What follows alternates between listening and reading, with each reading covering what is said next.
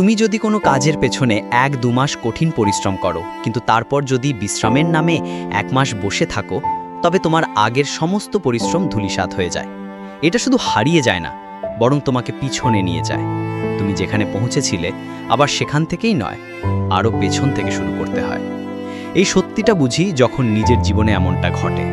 আমি নিজেই ভেবেছিলাম অনেক করলাম, এবার একটু আরাম করি, কিন্তু সেই আরাম আমার ভিতরের আগুন নিভিয়ে দিল। রুটিন ভেঙে গেল, ফোকাস হারিয়ে গেল। আবার শুরু করতে গিয়ে দেখি আগের মতো মন বসে না, শরীর সাড়া দেয় না। তখন বুঝলাম পরিশ্রম নয়, ধারাবাহিক পরিশ্রমই আসল গেম চেঞ্জার।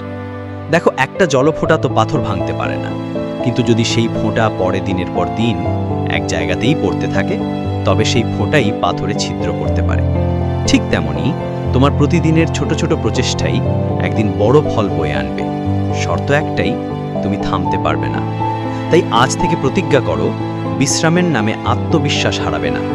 যাই হোক, প্রতিদিন কিছু না কিছু করবই, এই মনোভাব নিয়ে এগিয়ে চলো। কারণ ধারাবাহিকতাই তোমাকে তৈরি করবে, আবার সেই তুমিই হবে সফলতার প্রতীক।